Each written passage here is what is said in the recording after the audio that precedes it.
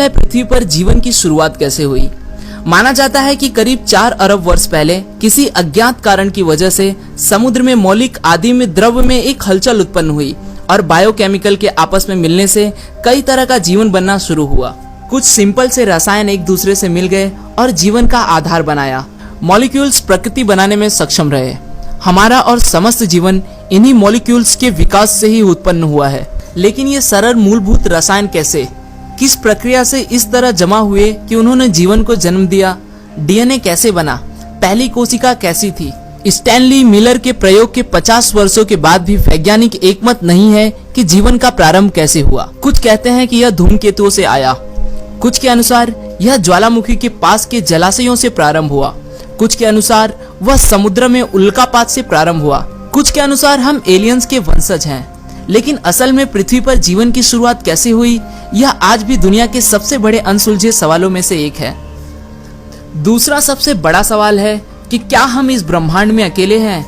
तो दोस्तों शायद नहीं। खगोल वैज्ञानिक ब्रह्मांड के हर उस कोने को, मंगल ग्रह और बृहस्पति के चंद्रमा यूरोपा से लेकर कई प्रकाश वर्ष दूर तारों तक खंगालना चाहते हैं, जहां जीवन के मूलभूत आधार द्रव्य जल की उपस्थिति संभव हो। कई रेडियो दूरबीन ब्रह्मांड के हर भाग से आते हुए रेडियो संकेतों को खंगालने में लगे हैं, लेकिन 1977 के वाव सिग्नल के अतिरिक्त कोई और सफलता हाथ नहीं मिली है। खगोल वैज्ञानिक हमारे सौर मंडल से कई प्रकाश वर्ष दूर ग्रहों के वातावरण में जल और ऑक्सीजन की जांच करने में सफल हो गए हैं। हमारी मिल्की वे मंदाकिनी आकाशगंगा में जीवन योग्य 60 अरब से भी ज्यादा ग्रह हैं, जिन पर परग्रही जीवन की तलाश में अगले कुछ दशक काफी रोमांचक साबित होंगे। तीसरा सवाल है, क्या समय यात्रा संभव है? आइंस्टाइन के सापेक्षतावाद सिद्धांत के अनुसार अंतरराष्ट्रीय अंतरिक्ष केंद्र के यात्री समय यात्रा कर चुके हैं, क्योंकि अंतरिक्ष में समय गति धीमी हो जाती है। वर्तमान में यह प्रभाव अत्यल्प है, लेकिन गति बढ़ा दीजिए और इसी प्रभाव से मानव भविष्य में एक दिन सहस्त्र वर्ष की यात्रा कर पाएगा। प्रकृति शायद भूतकाल में यात्रा करने की अनुमति नहीं देती है, लेकिन भौतिक विज्ञान के अनुसार वार्म होल और अंतरिक्ष यानों से यह संभव है। सैद्धांतिक रूप से समय यात्रा संभव है, लेकिन तकनीकी विकास में समय लग सकता है। चौथा सवाल है, सारे कार्बन को कहां ठिकाने लगाया जाए? पिछली 2 शताब्दियों से हम जैव ईंधन को जलाकर अपने वातावरण में कार्बन डाइऑक्साइड भर रहे हैं। यह कार्बन पृथ्वी के सतह के नीचे तेल और कोयले के रूप में दबा था। अब हमें इन सारे कार्बन को पृथ्वी के वातावरण से हटाना होगा, अन्यथा हमें बदलते वातावरण के खतरों को झेलने के लिए तैयार रहना होगा। यह खतरा इतना बड़ा है कि यह पृथ्वी पर जीवन भी नष्ट कर सकता है। हमें ऊर्जा निर्माण के वैकल्पिक मार्ग ढूंढने होंगे जो हमारी पर्यावरण को नुकसान न पहुंचाए, वरना आने वाले 50 से 100 सालों में पृथ्वी पर जीवन का विनाश निश्चित है। पांचवा सवाल है, जनसंख्या विस्फोट का क्या हल है? वर्तमान की 7 अरब जनसंख्या 1960 की जनसंख्या से दोगुनी है और ऐसा अनुमान लगाया जाता है कि 2050 में यह 9 अरब पार कर जाएगी। इतनी बड़ी जनसंख्या कहाँ रहेगी और निरंतर बढ़ती जनसंख्या के लिए भोजन और ईंधन कहाँ से आएगा? शायद हम कुछ भाग को मंगल पर भेज दें, कुछ भाग के लिए भूमिगत शहरों का निर्माण कर पाए। भोजन के लिए प्रयोगशालाओं में मांस का निर्माण हो सकता है। फिलहाल तो यह एक विज्ञान फैंटेसी लगता है, लेकिन अब इसे गंभीरता से लिया जा रहा है। छठवां सवाल है, सागर के तल में क्या है?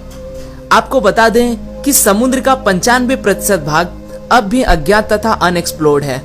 वहाँ क्या है यह शायद किसी को भी नहीं पता।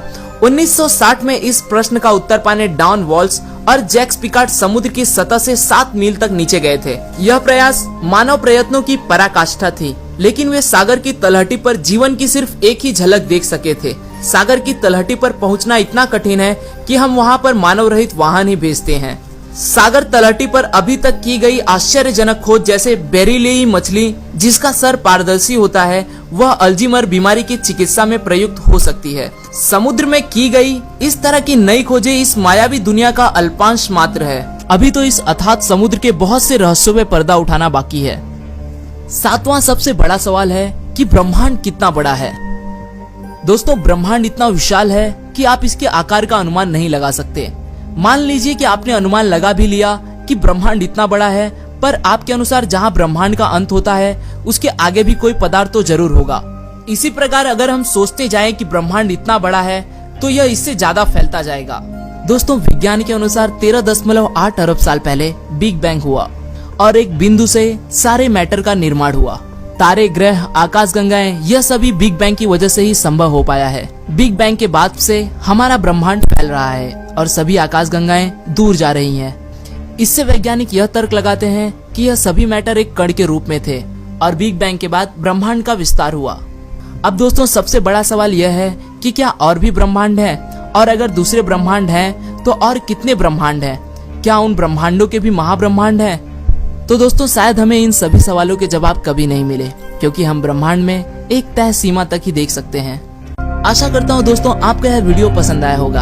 अगर वीडियो पसंद आया तो इसे लाइक जरूर करें, और अगर आप हमारे यूनिवर्स एडवेंचर के चैनल